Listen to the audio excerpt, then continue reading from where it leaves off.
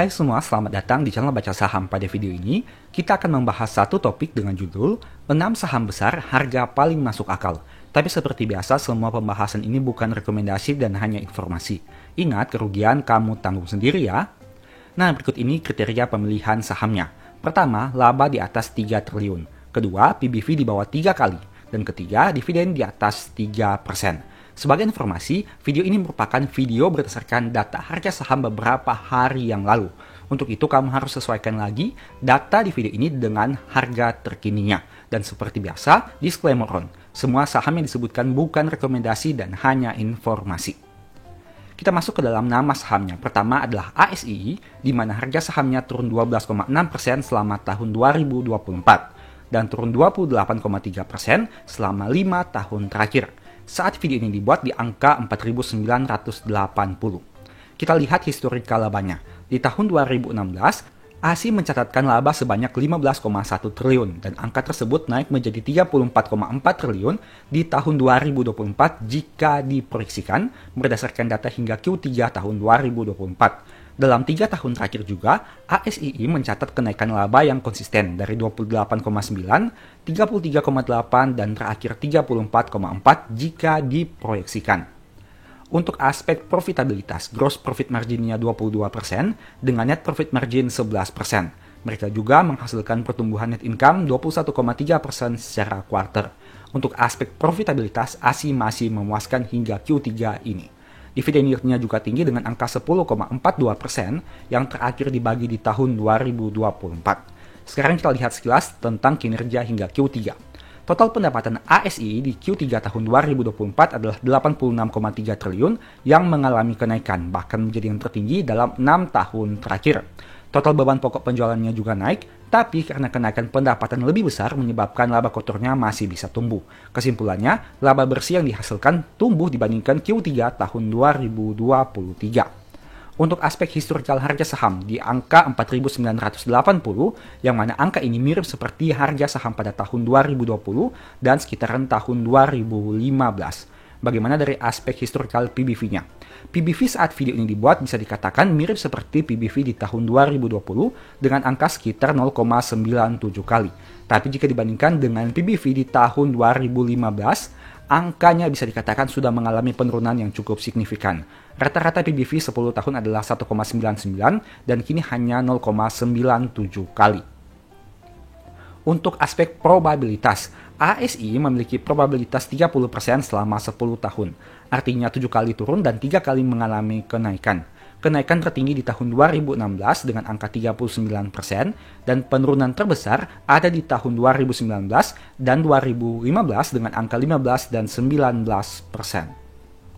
Untuk aspek dividen, ASI tidak diragukan lagi dari aspek dividennya karena rutin membagi dividen 2 kali dalam 1 tahun, setidaknya sejak tahun 2020. Bahkan di tahun 2023 dan 2024, jumlah dividen per share-nya meningkat signifikan. Saham kedua ADRO di mana naik 0,80% selama tahun 2024 dan naik 51,6% dalam 5 tahun terakhir. Saat video ini dibuat ditutup pada angka Rp2.510. Kita lihat untuk historical labanya. Di tahun 2016, ADRO mencatatkan laba 4,4 triliun rupiah dan naik menjadi 23,8% jika diproyeksikan di tahun 2024 hingga data Q3-nya. Itu artinya dalam jangka panjang ADRO menghasilkan kenaikan laba. Tapi dalam 3 tahun terakhir, sebenarnya laba ADRO konsisten turun dari 38,8 turun menjadi 25,3 dan diproyeksikan menjadi 23,8 di Q3 tahun 2024 ini berdasarkan data hingga Q3.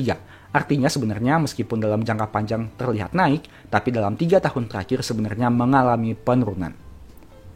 Untuk aspek gross profit marginnya 36% dengan net profit margin 27% dan net income-nya turun 10,79%. Meskipun net income-nya turun, tapi angka profitabilitasnya masih sangat luar biasa hingga Q3 ini.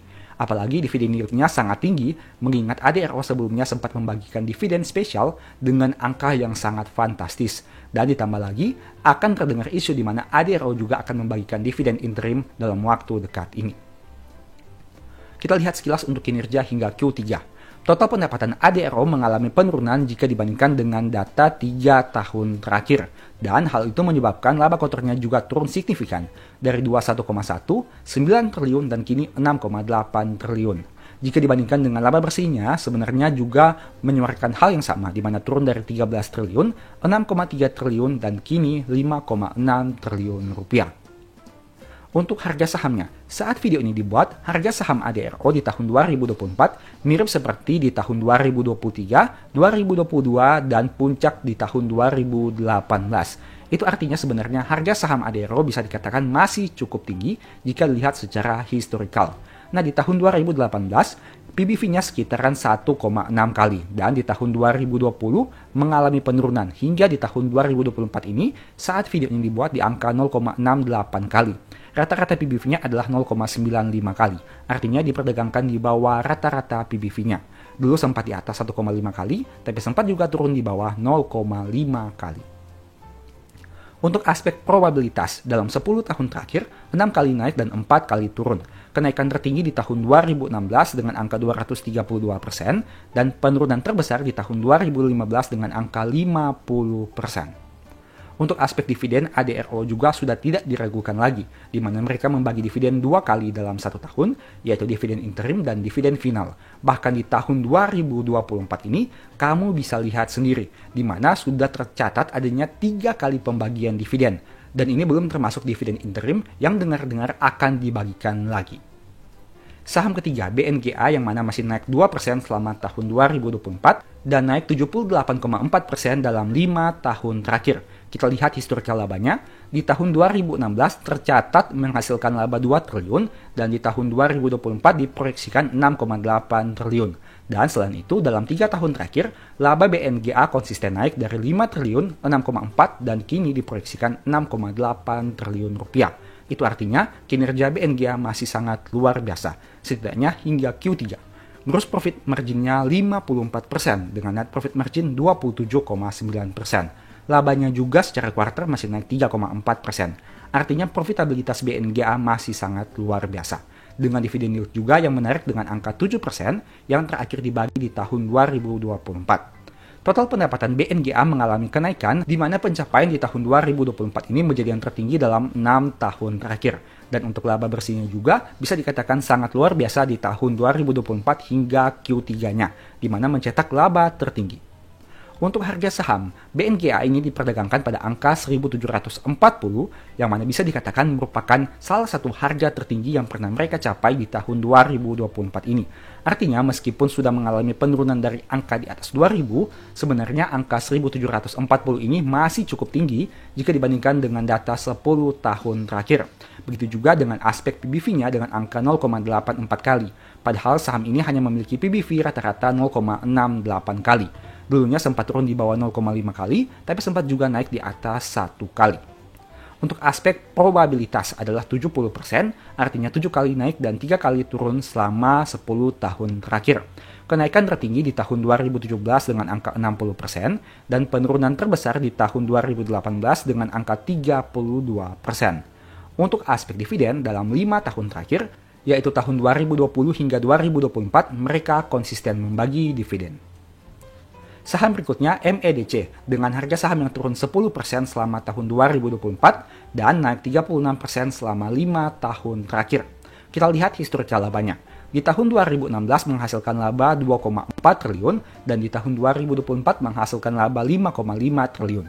Itu artinya dalam jangka panjang, MEDC ini masih menghasilkan kenaikan laba. Meskipun dalam 3 tahun terakhir sebenarnya labanya cukup fluktuatif. Karena kinerja di tahun 2024 belum bisa sebaik tahun 2022. Gross profit marginnya 36% dengan net profit margin 10%. Angka profitabilitas yang masih sangat luar biasa, meskipun net income-nya turun 57%. Dividen yield-nya 4,3%. Sekilas kita lihat tentang kinerja di Q3. Total pendapatan mengalami penurunan jika dibandingkan dengan data tahun 2022 dan 2023. Laba kotornya juga turun, begitu juga dengan laba bersih yang dapat didistribusikan. Untuk harga sahamnya di angka 1045, yang mana angka ini mirip seperti harga saham di tahun 2023 dan tahun 2018. Kita bandingkan dengan PBV-nya. Di tahun 2018, PBV saham ini masih di atas 1 kali, tapi kini di tahun 2024 hanya 0,85 kali. Artinya terjadi kenaikan ekuitas yang menyebabkan PBV-nya menjadi lebih rendah dengan harga saham yang sama. Meskipun begitu, PBV saat ini masih berada pada angka wajarnya berdasarkan data historical 10 tahun terakhir. Kemudian dari aspek probabilitas adalah 50%, artinya dalam 10 tahun ini 5 kali naik dan 5 kali turun secara year to date. Kenaikan tertinggi ada di tahun 2017 dengan angka 197 dan penurunan terbesar ada di tahun 2015 dengan angka 78%. Untuk aspek dividen, sayangnya saham ini tidak konsisten membagi dividen sejak tahun 2020, di mana sempat absen pada tahun 2020 dan tahun 2021. Barulah sejak tahun 2022 mereka konsisten. Berikutnya Pegas, yang mana harga sahamnya naik 33% selama tahun 2024, tapi masih turun 28% selama 5 tahun. Pencapaian laba di tahun 2016 adalah 4 triliun rupiah dan di tahun 2024 adalah 5,3 triliun rupiah. Itu artinya terjadi kenaikan laba dalam jangka panjang, meskipun dalam jangka pendek cukup fluktuatif di mana sempat turun di tahun 2023. Untuk aspek profitabilitas, gross profit marginnya 17% dengan net profit margin 7,4%. Angka yang tidak terlalu luar biasa jika dibandingkan dengan saham-saham sebelumnya. Tapi net income-nya masih bisa tumbuh 3,9% dengan dividen yield 9,7% yang terakhir dibagi di tahun 2024. Total pendapatannya mengalami penurunan dibandingkan 3 tahun terakhir, dan beban pokok penjualannya juga mengalami penurunan. Hal itu menyebabkan laba kotornya juga mengalami penurunan, karena penurunan total pendapatan lebih besar dibandingkan penurunan beban pokok penjualannya. Tapi menariknya, laba bersihnya bisa tumbuh dari 1,2 menjadi 1,4. Pertanyaannya, hal apakah yang menyebabkan laba ini tumbuh? Salah satunya adalah penghasilan lain-lain yang mengalami kenaikan di Q3 tahun 2024. Tapi untuk detailnya silahkan bedah lagi laporan keuangannya. Untuk harga saham di angka 1.525 dan angka ini mirip seperti pada tahun 2017, tahun 2020, 2021 dan seterusnya. Tapi sebagai informasi dulunya Pegas sempat berada pada angka di atas 5.000 dan kemudian mengalami penurunan yang luar biasa. Begitu juga dengan PBV-nya, dengan angka 0,89 kali, PBV-nya bisa dikatakan masih sama dengan beberapa tahun sebelumnya. Itu artinya dari sisi pertumbuhan ekuitas sebenarnya tidak terlalu signifikan. Untuk aspek probabilitasnya adalah 40%, artinya 6 kali turun dan 4 kali naik. Kenaikan tertinggi ada di tahun 2024 dengan angka 34% dan penurunan terbesar di tahun 2015 dengan angka 54%. Untuk aspek dividen, sayangnya saham ini juga pernah absen membagi dividen di tahun 2021. Berikutnya NISP dengan angka 9,5% yang naik di tahun 2024 dan naik 54% dalam 5 tahun terakhir. Kinerja laba di tahun 2016 adalah 1,7 triliun dan menjadi 5 triliun di tahun 2024 setidaknya hingga Q3. Artinya terjadi kenaikan kinerja dalam jangka panjang. Begitu juga dengan jangka pendek dalam 3 tahun terakhir. Dari 3,3, 4 triliun dan menjadi 5 triliun di tahun 2024 jika diproyeksikan. Gross profit marginnya 58,6% dengan net profit margin 29,2%. Net income-nya juga naik 44%. Artinya aspek profitabilitas saham ini mengalami kenaikan yang luar biasa. Dividen yield-nya 5,4% juga termasuk menarik. Total pendapatan di tahun 2024 ini menjadi yang tertinggi dalam 6 tahun terakhir. Dan hal itulah yang menyebabkan kenapa laba bersihnya mampu tumbuh signifikan menjadi 1,4 di Q3 tahun 2024 ini. Untuk aspek harga saham, sayangnya NISP ini bisa dikatakan sudah diperdagangkan pada angka yang cukup tinggi jika dibandingkan dengan data 10 tahun terakhir. Kamu bisa lihat grafiknya pada tampilan berikut ini. Tapi untuk historical PBV-nya bisa dikatakan masih berada pada angka wajar yaitu 0,76 kali. Tentu saja ini masih di bawah modal per lembar sahamnya, tapi jika dibandingkan dengan beberapa tahun sebelumnya sebenarnya PBV di tahun 2024 sudah naik cukup signifikan. Untuk probabilitas dalam 10 tahun terakhir, 6 kali turun dan 4 kali mengalami kenaikan. Kenaikan tertinggi di tahun 2016 dengan angka 62% dan penurunan terbesar di tahun 2021 dengan angka 18%. Untuk aspek dividen, saham ini baru konsisten membagi dividen dalam 3 tahun terakhir, setidaknya berdasarkan data yang ada ini. Nah, setelah kamu melihat beberapa pembahasan tadi, ini merupakan rekapannya. Sebenarnya dengan kriteria yang tadi kita gunakan di awal video akan ditemukan lebih dari 6 nama saham seperti BRI, Mandiri, ASI, ADRO, TLKM, BBNI, dan seterusnya. Tapi pertanyaannya, kenapa saya pilih 6 saham ini? Alasannya sederhana, menyesuaikan dengan judul video, di mana kita akan mencari saham-saham yang paling masuk akal. Masuk akal di sini berarti harga sahamnya diperdagangkan di bawah modal per lembar sahamnya. Di sisi yang lain, mereka mampu menghasilkan laba di atas 3 triliun dan menawarkan dividen yield yang menarik. Nah, dari saham ASI, ADRO, BNGA, MEDC, Pegas, dan NISP yang tadi kita bahas, apakah ada yang menarik? Ataukah kamu lebih tertarik saham lain selain 6 saham yang tadi kita bahas? Silahkan kamu analisa lebih mendalam di laporan keuangannya dan berdasarkan beberapa aspek lain seperti manajemen, potensi hutang, potensi dividen, growth, dan lain sebagainya. Ingat, semua pembahasan ini bukan rekomendasi dan semua saham yang disebutkan juga bukan rekomendasi. Untung rugi kamu yang tanggung sendiri. Nah, sebagai informasi, saya sudah sempat buat satu video yang mungkin bisa bermanfaat bagi kamu. Silahkan nonton dan semoga ada manfaat baru yang kamu peroleh. Percaya atau tidak, saat pasar saham crash, psikologi akan terganggu. Apalagi jika kamu sehari-hari biasanya melihat harga saham yang naik dan turun. Yang membedakannya adalah seberapa signifikan psikologimu terganggu. Apakah tidak signifikan, normal, atau sangat signifikan. Saat psikologimu terganggu, biasanya hal itu akan berdampak besar kepada keputusan yang diambil. Mungkin awalnya kamu berpikir untuk hold saham jangka panjang, tapi saat setiap hari melihat harga saham, akan ada pikiran, atau lebih baik di-cut loss saja dan nanti beli di harga yang lebih rendah. Di sisi lain, apabila floating loss yang kamu miliki sudah sangat besar, biasanya kamu akan sangat takut untuk cut loss, karena nominal cut loss sudah sangat besar. Alhasil, yang bisa kamu lakukan hanyalah mencari pembenaran tentang saham yang kamu beli. Hal-hal apa saja yang bisa menguatkan kamu untuk hold saham itu lebih lama. Sebenarnya hal ini benar, karena kita harus punya alasan yang kuat untuk hold suatu saham. Tapi dengan catatan, sahamnya benar-benar bagus. Jangan sampai kita cari pembenaran, padahal sahamnya sebenarnya tidak menarik untuk di-hold jangka panjang.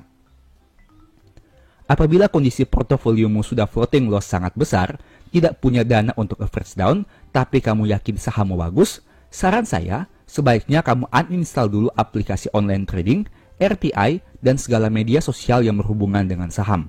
Karena tidak ada gunanya kamu melihat berbagai informasi itu saat kamu tidak punya dana lagi untuk average down.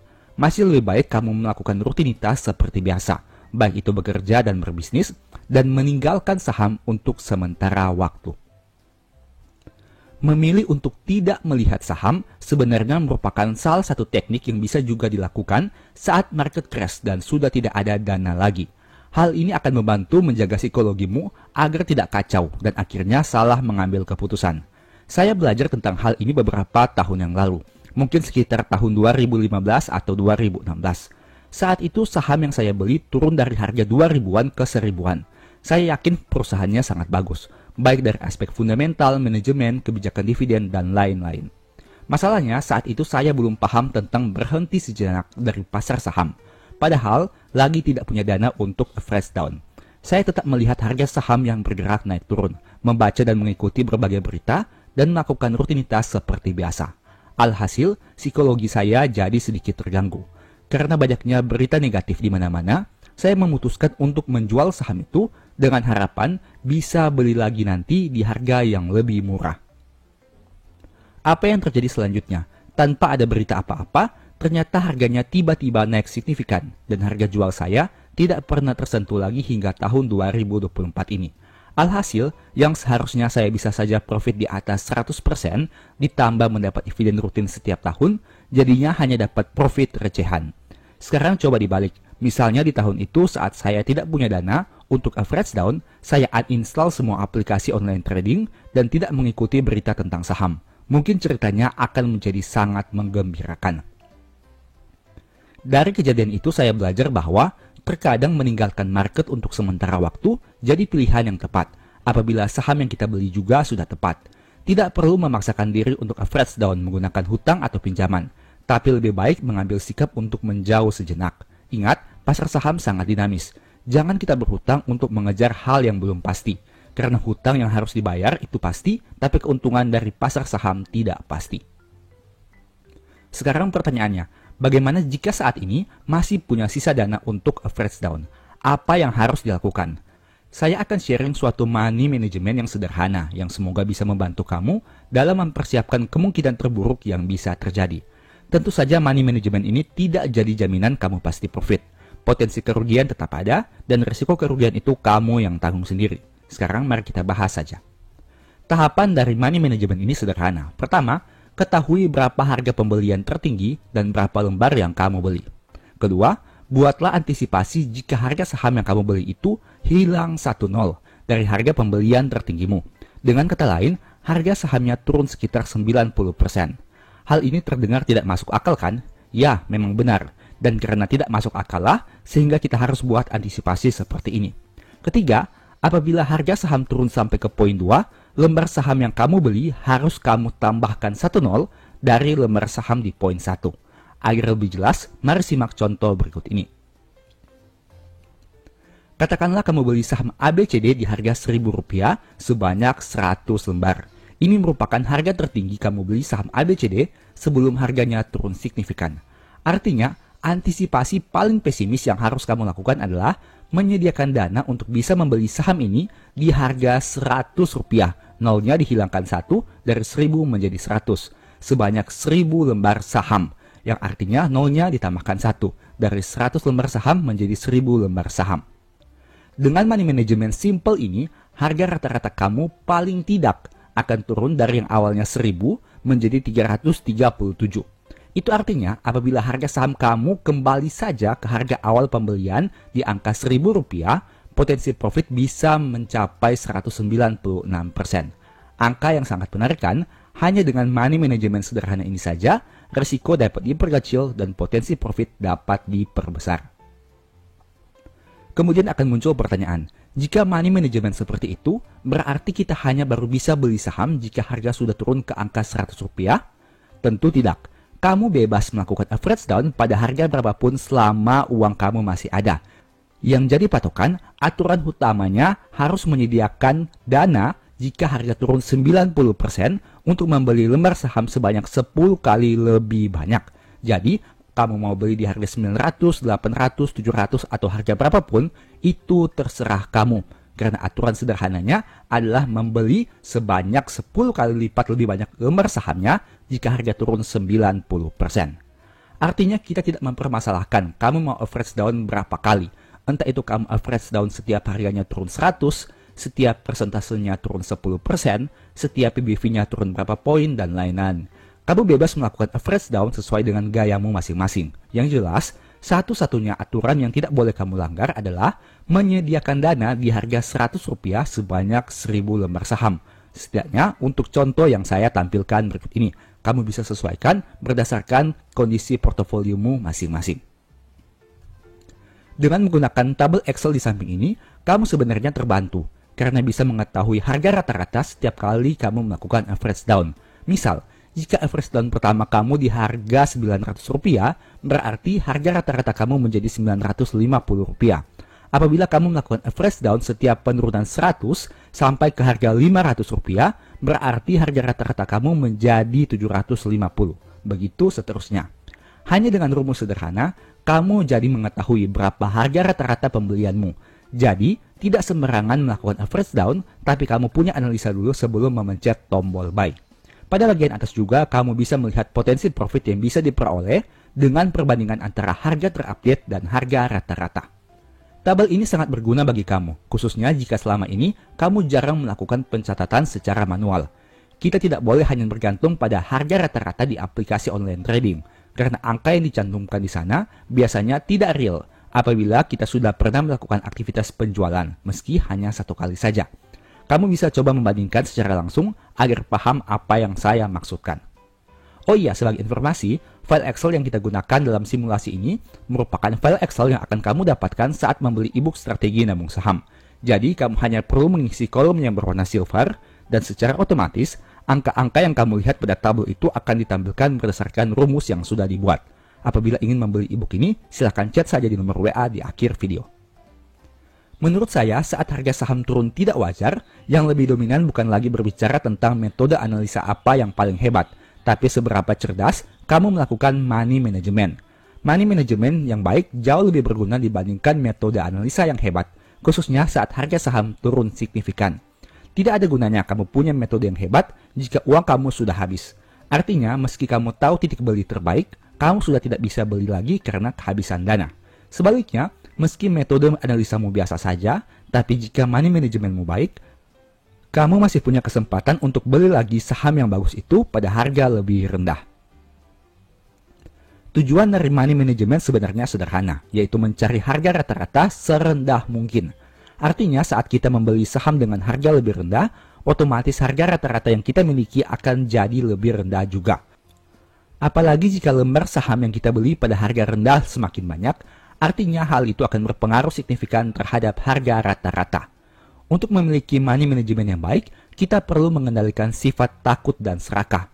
Kita tidak boleh terlalu takut untuk average down karena berpikir harga akan lebih turun. Di sisi lain, kita juga tidak boleh terlalu serakah untuk average down karena berpikir harga akan berbalik naik. Terlalu takut akan menghilangkan potensi memperoleh profit yang lebih besar. Dan terlalu serakah akan memperbesar risiko yang sebenarnya harus kamu minimalisir. Jadi saran saya, apabila kamu ingin melakukan average down, fokus saja kepada 1-2 saham terbaik yang telah kamu analisa. Kamu yakin dengan saham itu, menerima dividen setiap tahun, dan bisa di-hold dalam jangka waktu sangat panjang.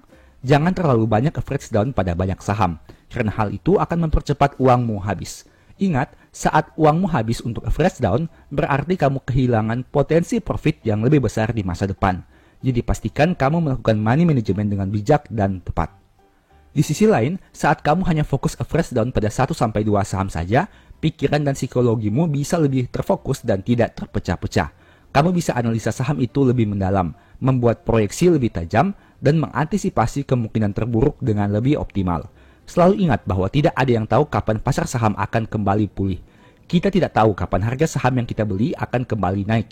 Dan yang paling buruk, kita juga tidak tahu apakah saham yang kita beli harganya akan kembali naik atau malah turun lebih dalam. Untuk itu, kamu harus punya money management yang tepat dan mempersiapkan antisipasi risiko yang paling optimal. Tujuannya sederhana, agar psikologimu tidak terganggu signifikan di tengah harga saham yang turun. Demikianlah pembahasan singkat pada video ini. Selalu ingat bahwa semua saham yang disebutkan bukan rekomendasi dan hanya informasi. Segala risiko kerugian menjadi tanggung jawab kamu sendiri. Mohon juga agar dapat mengecek kembali data yang ditampilkan. Di video berikutnya ingin dibahas materi apa lagi? Tulis di kolom komentar ya. Sebagai informasi, channel YouTube Baca Saham sekarang ada 2. Yang pertama Baca Saham dan Baca Saham dari Nol. Berikut ini beberapa list ebook Baca Saham. Pertama, Stock for Living, Strategi Nabung Saham di Stock Market, dan Cara Cepat Analisa Laporan Keuangan. Apabila tertarik, chat saja pada nomor WA yang ada. Sekian video ini, semoga bermanfaat. Thank you.